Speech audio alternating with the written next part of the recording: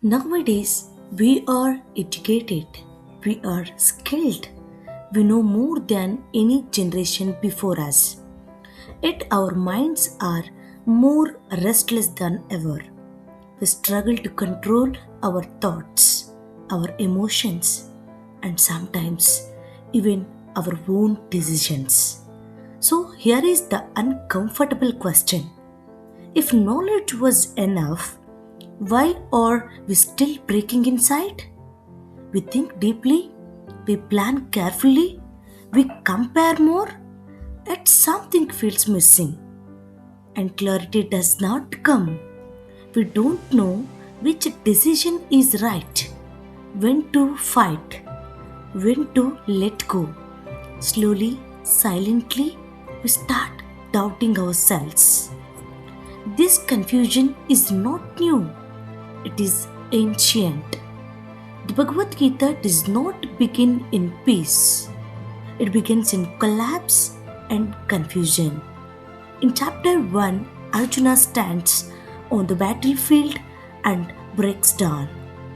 He was not weak, he was not capable, he was not experienced, yet he was mentally paralyzed, asked to fight the very people he loved, his family, teachers, and elders.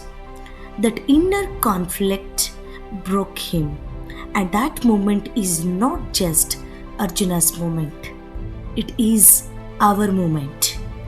We were told growing up that the Gita is religious, that is about war, that it is for saints. That belief is wrong. The battlefield in the Gita is symbolic. In chapter 2, Krishna begins not with comfort but with clarity. He addresses fear, confusion, and misplaced attachment. The battle represents our daily conflict between fear and duty, emotion and responsibility, comfort and truth. The Gita is not about escaping life, it is about facing it without collapsing. Krishna does not say everything will be okay to Arjuna. He says something harder. In chapter 2 and 3, he explains that suffering comes from attachment. Attachment to results, to success, to approval, to fear of failure. His principle is simple: act with integrity, let go of obsession. This is not blind belief, this is psychology. Today, the battlefield looks different: careers, relationships, expectations, comparison. But internally, nothing has changed. We still want control and we still suffer when we don't have it. In chapter 3, Krishna explains action cannot be avoided, but attachment can. The Gita does not tell us what to choose, it teaches us how to think under pressure. That is why it still matters. The Bhagavad Gita is not for perfect people, it is for us.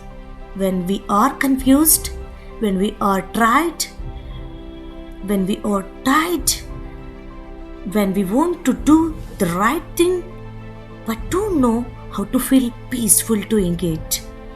In chapter 6, Krishna speaks directly about the mind, restless and difficult to control. If you have felt that, the Gita already understands you. The Bhagavad Gita does not promise happiness, it promises clarity.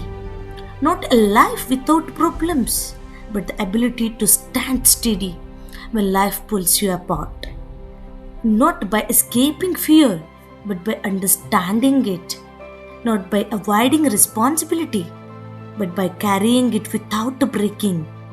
That is why the Bhagavad Gita is still valid. That is why it is still powerful. And that is why it continues to guide human minds. Thank you for listening. Hare Krishna.